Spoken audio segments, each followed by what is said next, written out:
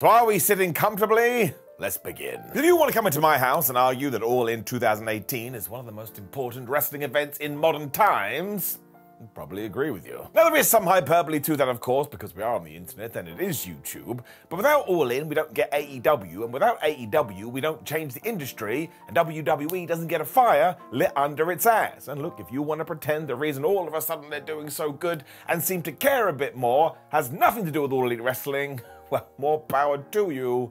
I think you're wrong. And do not forget, this all started when somebody tweeted Dave Meltzer, he of the Wrestling Observer, and said, do you think an independent wrestling show could sell 10,000 tickets? He was like, I very much doubt it. When Cody Rhodes appeared in the thread and said, well, I'll take that bet. And my word, he meant it. As it turned out, there was 11,263 people in the Sears Center in Chicago. They sold out of every last piece of merchandise. And on pay-per-view, they made over $1 million.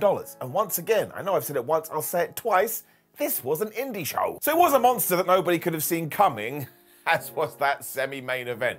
Because Okada versus Marty Scurll ran over, we'll talk about it later, to such a degree that when we got to the main event, they were all told, listen, I know you're supposed to have 25 minutes, you have to do it in 12, so you literally see a grappling bout in fast forward. I mean it crazy. Rumor of the time as well is that people in the production truck were literally shouting, would these two finish the damn thing? So I don't know what Marty and Okada were thinking about here, but I tell you, actually, in hindsight, I'm glad this happened because what the Young Bucks and Rey Mysterio and Ibushi and everybody else did, well, it's sublime. All In also means a lot to me too because you can go back right now on the channel as well and see one of the first live ups and downs we ever did straight after a show at the building. Now, one, I never expected this kind of response, and two, if you do go and watch it, man, I totally agree with you. I was going to try and compare my feelings then to now, but when you do it in front of 3 people, you get no information. But is it one of the greatest things ever? Yes. And do I thank you from the bottom of my tootsie toes? You bet your ass. On the other side of the pond as well, Shawn Michaels had just returned to WWE, and the rumor mill was saying, oh, maybe he'll come out of retirement for one of those Saudi Arabia shows. And all of a sudden, give me a second, that's right, I Men in Black flashy thingied myself. What are we talking about? The Mixed Match Challenge was also going on, and we should bring that back because it was a joy. Daniel Bryan had just signed a brand new WWE contract, and Batista, talking to WhatCulture, that's us, said, well, maybe I would like to return to wrestling at some point. And you know what's going to happen there. As a small aside, this was also around the time when Big Cass got fired and was doing interviews. And ever since 2018 too now, he has been through some real serious personal stuff. But he came out the other side, and given what he has been doing in AEW recently, he is probably on the cusp of having the run of his life.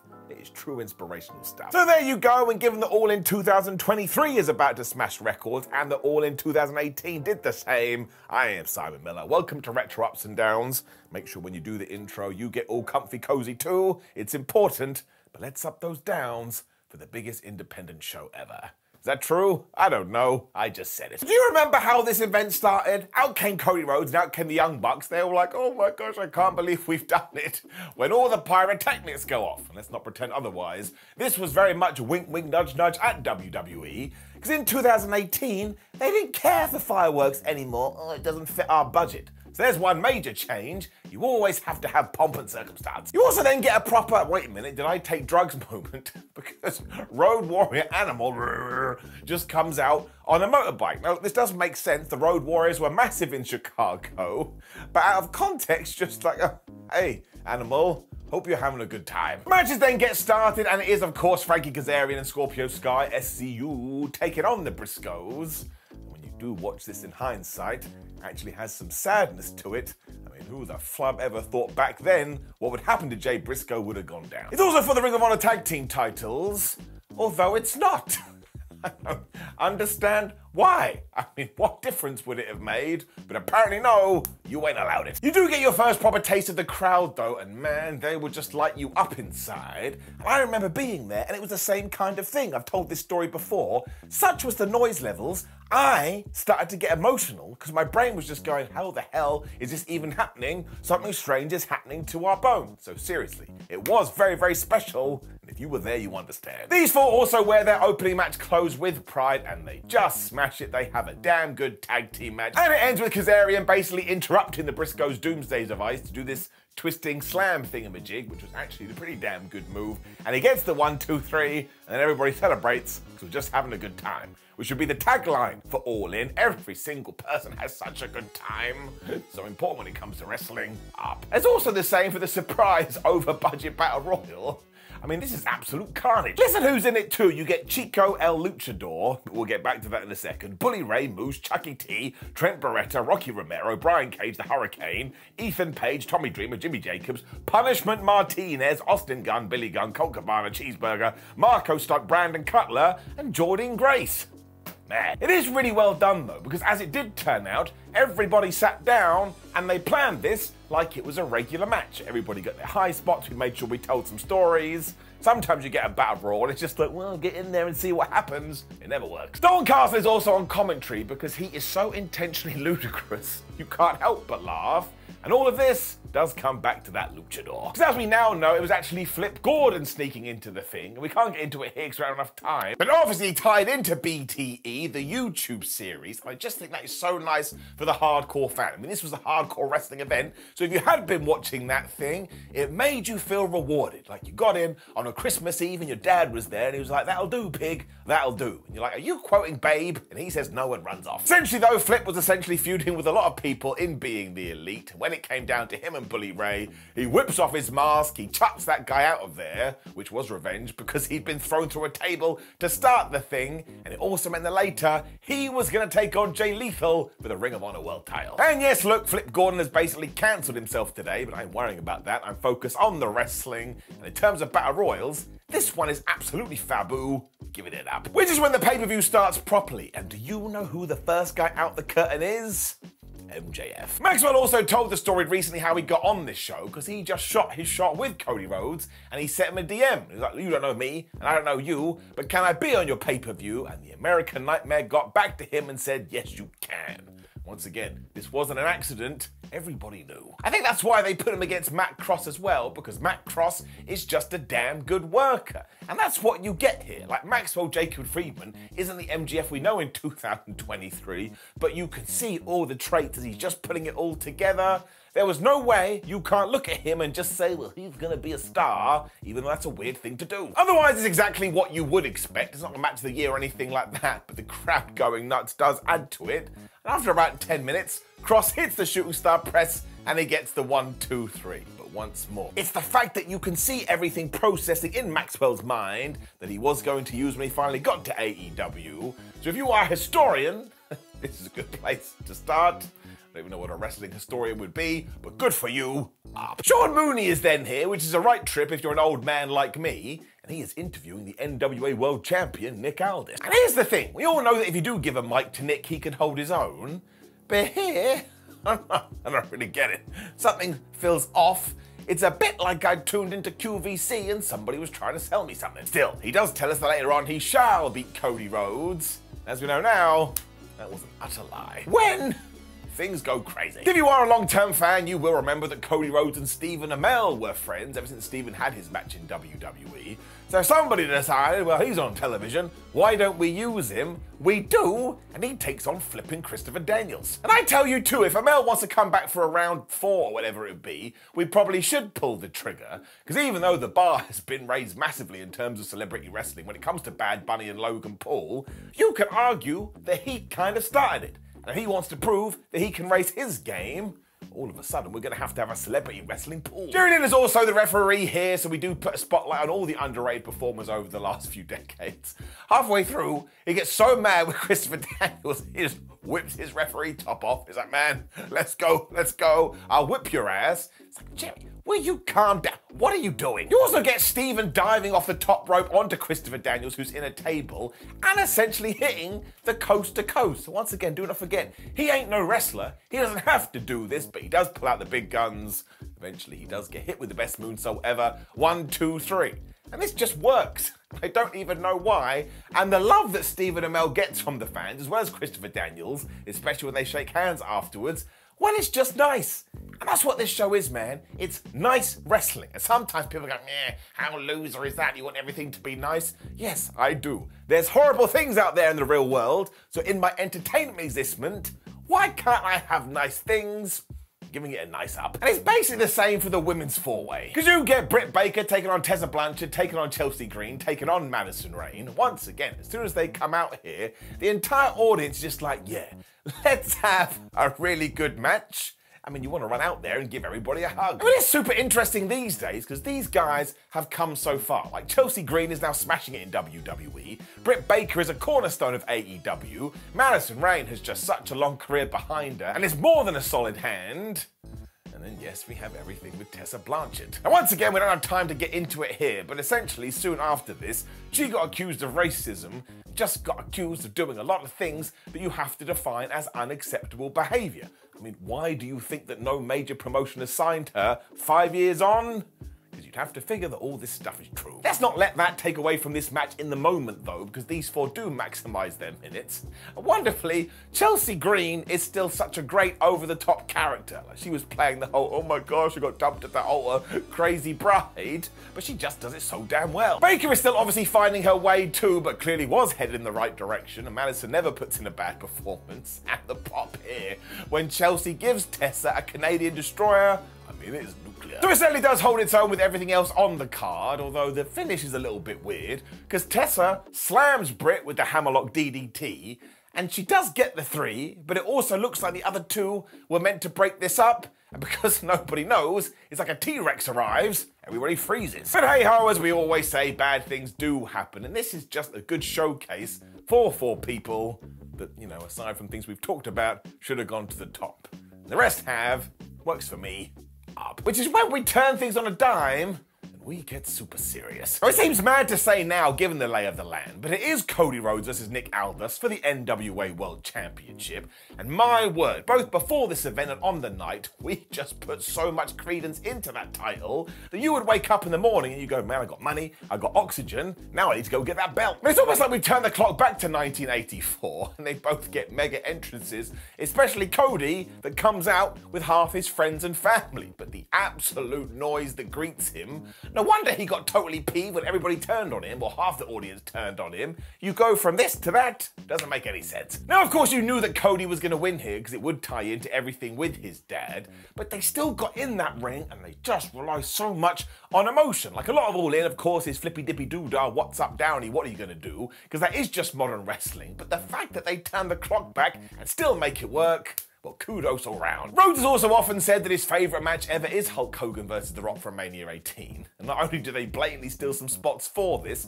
but in terms of the reaction, well, you can argue that maybe he'll never get closer. I mean, if he beats Roman Reigns at WrestleMania 40, probably, but there's just something special about it. Aldis also gets mega heat when he drops Cody on the outside. And this is when we do that spot when the referee is going, oh no, he's hurt for real.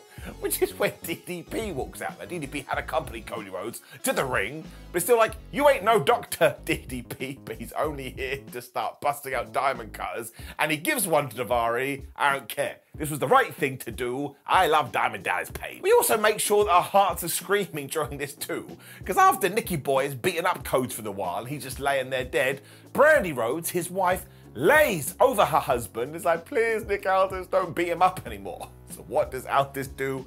He jumps off the top rope and he crushes them both. He's like a flippin' supervillain. We really did give him a lot as well because he kicks out of a crossroads when he decides, after like 15 minutes of match, haha, I've figured it out.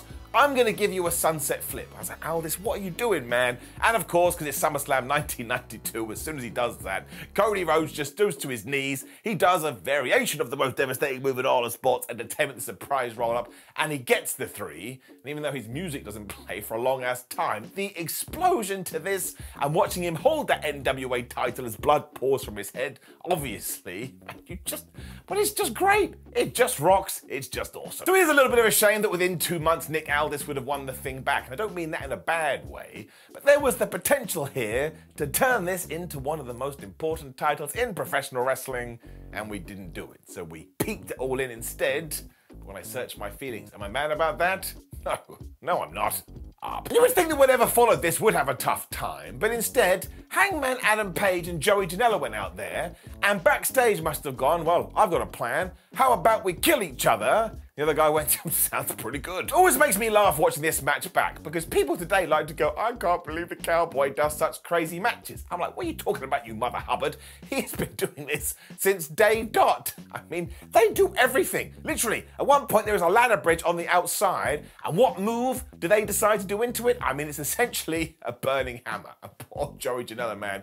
His back is all kinds of screwed up. Because of course it is. This is also famous for all the stuff with Cracker Barrel, who did sponsor the event. So there was a Cracker Barrel in the corner, and at one point when Hangman is in the crowd, Joey just runs and he jumps off it and does this mad dive. I'm like, man, somebody ring Cracker Barrel, I need to know. Penelope Ford also comes out with Joey because they were dating at the time, and she too shines. Like at one point she gets in the ring, she's doing all this Matrix stuff, and she smashes Paige with a stunner, and it may be the best 5 seconds in terms of a sequence on the entire show. You also get this horrible powerbomb off the entranceway by Hangman onto Joey through 2 tables, although I have just told you a massive lie. Because he only goes through 1 table, and he misses the other table, meaning his head goes crashing into the floor. This is what happened to me. Look, I've turned to some kind of swinging man, because all my senses and body is just breaking, because I couldn't handle it. Even with all this madness, it's still goofy wrestling for life at the center of this, because once again it ties into BTE. Because around this time, Hangman Adam Page had given up his cowboy boots, because he thought they were cursed, and he thought they were talking to him. So he's crazy. Ford knew about this too, so she gets in the ring, goes, ha ha, I've got your boots. And Adam's like, no, it's the boots. And when she goes down to pick them up, I suppose to use it as a weapon, Adam Page super kicks her right in the face. Now, we'd probably never do this on AEW, but the way it's constructed here, well, it's pretty well done. There is more because a massive ladder is then brought out, and of course Joey and Adam climb up that thing. When the Hangman has a phone, that's how he killed Joey Ryan. So he just smacks Joey Janela with it, and then he's strangling him, like this is a perfectly fine thing to do, when he hits the last rights from the top of that damn ladder through a table. And look, he protects this man as best as he can, but that's like me saying, oh, I'm dancing in traffic on the highway, hopefully I'll be all right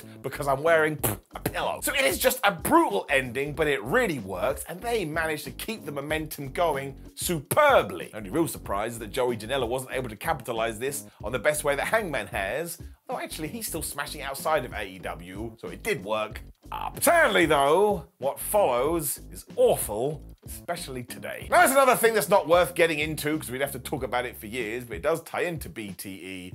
Essentially, the lights go out. When they come back on, Joey Ryan is here with all his penis friends. I don't even know how to explain it, and I'm just gonna leave it there.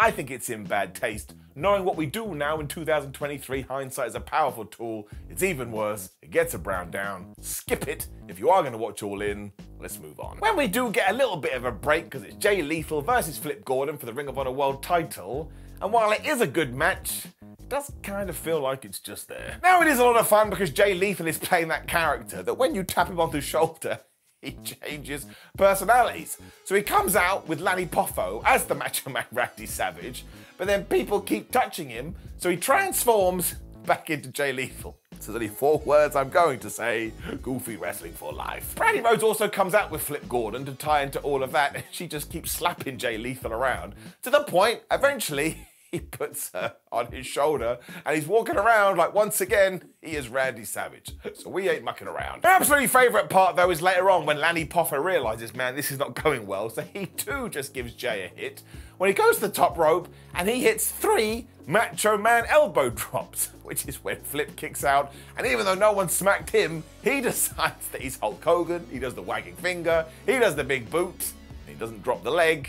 Ultimately, that was his undoing. Because Lethal then magically transforms back into Jay Lethal, which is a very weird thing to say, and he hits the lethal injection and he gets the 1, 2, 3, and he is still your Ring of Honor World Champion. So in terms of entertainment, once again, just having fun, I had a wonderful time, but it kind of feels like this should have gone before the last match, or somewhere else. But again, it's 5 years ago. I don't give a flub. Up. You also get a post angle as well, because out comes Bully Ray to kill these guys because he's so angry, but given we're in Chicago, who comes out to make the save? Colt Cabana. They make sure that they do the triple powerbomb through a table onto Bully, so fair play to that guy. He is very controversial, but he does get it. So that was just a nice thing to do, I suppose. Didn't need to be there.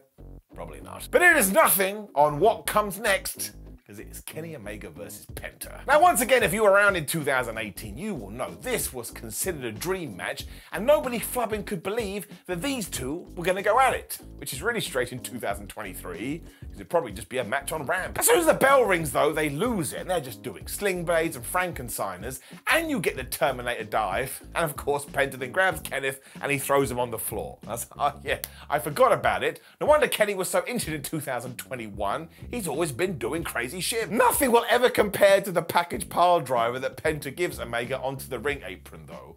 And it's one of these bumps that you can watch over and over and over again. I watched it like 8 times, and while they do their best to try and protect each other, it just doesn't.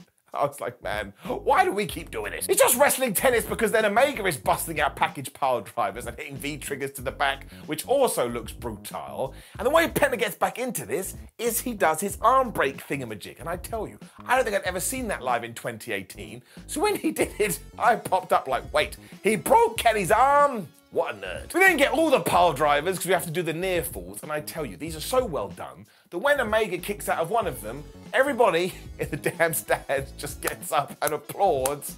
They are taking this in and they're having a good time. Kenneth then spams the V-trigger button because he understands what he has to do, and once again, it's just the little things. When he goes to give Penta the one-winged angel, he has to use his other arm because the other one is broken. That was the whole point of the spot. He does hit it, he gets the 1, 2, 3, and this totally lives up to expectations. And if they'd never fought, and they did it in 2023 on an all-in pay-per-view or whatever, people would still be into it. I meant all out. You know, all out. Point is this: if we did it on a pay-per-view in 2023, everybody would cheer up. It also arguably has the best post-match angle as well, because nobody expected this at the time, or at least I didn't. Don't know what that says about me. Because the lights go out. When they come back on, Penta is still on the floor. You're like, what was the point of that? It was a surprise, though, because even though it looked like Penta and somebody was wearing Penta's clothes, it wasn't Penta, and it was, in fact, none other than Chris Jericho. And when he removes his mask, everybody loses their minds, because once again, 5 years ago, he was basically Mr. WWE. It's even more amazing, too, because Jericho had a Fozzy gig this night, and he basically had to fly there right afterwards and run to the arena. But by the time he's hit the second code breaker and gone, Cody Omega, I'll see you on the Jericho cruise, this is just a good bit of business, man. I love all the, oh, I'm actually somebody else fake out. So it only lasts about 5 minutes, but it's getting an up. Man, do I love a big reaction. Which is when, we get to Kazuchika Okada versus Marty Scurll. And they go 30 minutes, and I still don't understand why. And don't get me wrong, it is a really, really good match, but when you know that there were production people in the back going, somebody make them stop, and you listen to the commentators, so also having a meltdown, well, I'm gonna be that guy, just feels a little bit unfair. Okada is such a superstar here, and his entrance is something to behold.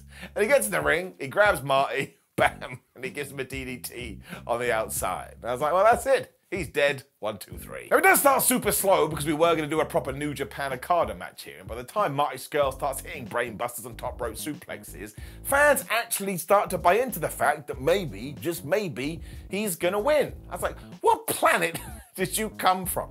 Ain't no way New Japan is letting IWGP Heavyweight Champion Okada lose. That's crazy. Okada is soon busting out these drop kicks, and one is so high, I don't understand how we didn't end up on the moon, which is when we get to the chicken wing. Still makes me laugh. You have two really serious wrestlers here, and they sell the chicken wing like death. Love it. Eventually the referee gets bumped because of course he does, which is when Marty gets the umbrella and he cracks Okada so hard on the head. Well, I suppose it does tie in. He is the Rainmaker. That's where the water would be. That does lead to an amazing false finish, though, that even I bought into, even though I know the ending, which is when Okada does hit the Rainmaker, but he's so exhausted he falls to the floor. I like that spot. Scurll then spits in his face, which seems like a terrible idea, and even though he goes to do the break the finger thingamajig, instead Okada goes, no, I don't want that, hits him with one Rainmaker, hits him with the second one, he gets the 1, 2, 3, and once again, could we have shaved 5 minutes off this and it'd still be as good? Yes. But is it still a very, very good match? Yes, it's getting it up. Now look, obviously, Marty Scurll is also now another problematic individual. But Google is your friend. This ain't the video for it. As mentioned earlier though, it did totally screw the main event, which went from 25 minutes to 12. I'll double down on what I said. I think it makes it so much better, even more so when you are told that apparently the Young Bucks went around to everybody else and said, look, we need to get you over as stars, so make sure you get your shibbing. Matt and Nick Jackson, my friends, total legends. They're also teaming with Kota Ibushi to take on Bandido, Rey Mysterio, and Fénix, so you already know that this is going to be good. You could have given them 3 minutes and said you've got to play Tetris, and they would have found a way to make it work. Seriously though, when they do get into it, it honestly goes crossbody, dive, diamond cutter, moonsault, Pele kick, dive, springboard, moonsault, moonsault, German suplex, triple hurricane rana. There is not one spot missed, not from any of the guys, even though they are clearly rushing this.